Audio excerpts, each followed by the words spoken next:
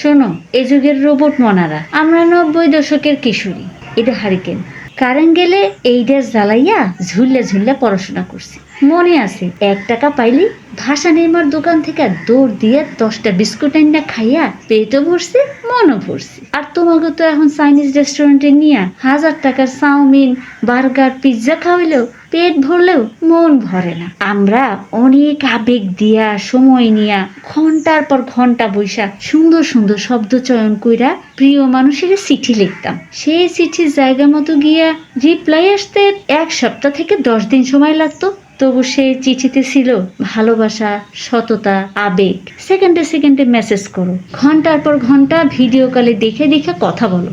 তবু তোমাদের মধ্যে সততা সেই আগের মতন আবেগও নাই। তোমাদের চোখে আমরা হইলাম মান ধাত্তার আমাদের লোক, আর তোমরা হইলা জেনজি, তাই পরনো সেন্ডু গেঞ্জি। তোমরা তো জন্মাই মোবাইল ফোন, আইফোন ব্যবহার করো, সারাদিন চোখ, মুখ আর মগজটারে ওই মোবাইলের মধ্যে ঢুকাইয়া বসে থাকো। ইন্টারনেটের একটা অদৃশ্য জালের মধ্যে তোমাদের মগজ বন্দি হয়ে গেছে। তোমরা খামাখাই নিজেদের একটা সুপার হিরো মনে করো। এই দুনিয়াটারে উল্টাইয়া পাল্টাইয়া কি থেকে যে কি করে ফেলাইবা নিজেরাও জানো না। এই আমাদের শিখানো হয়তো বাবা মারে মান্য করবা, ওদের মতের বাইরে যাইবা না, ওদের আদেশ নিষেধ মানবা।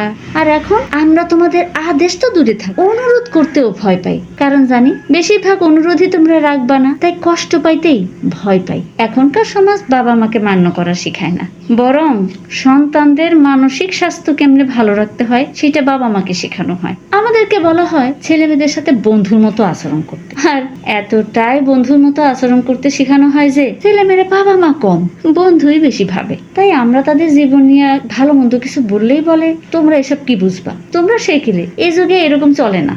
আচ্ছা কুট্টি কুট্টি মনারা, তোমরা তো জন্মেই ল্যাপটপ, আইফোন এইসব দেখতেছো, আর আমরা এক সময় এই মোটা সাদা কালো টিভি দেখছি, তারপর স্লিম রঙিন টিভি দেখলাম, আবার এখনকার smart TV, laptop, mobile, iPhone এসবও আমরা দেখছি। তাই আমাদের অভিজ্ঞতা তোমাদের চেয়ে অনেক বেশি।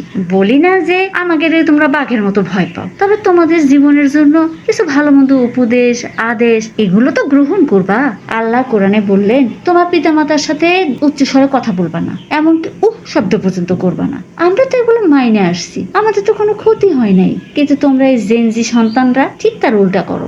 আলটিমেট রেজাল্ট একটা অসুস্থ মন নিয়ে সবাইকে তাচ্ছিল্য করে তোমরা বড় হইতেছো। তোমরা কোনো সুপার হিরো না হয়ে হইতেছো জিরো। আজকের কথাগুলা এ যুগের 50% সন্তানদের জন্য প্রযোজ্য, তবে ইল্লা মাশাল্লাহ আমার ছেলেরা বাদে।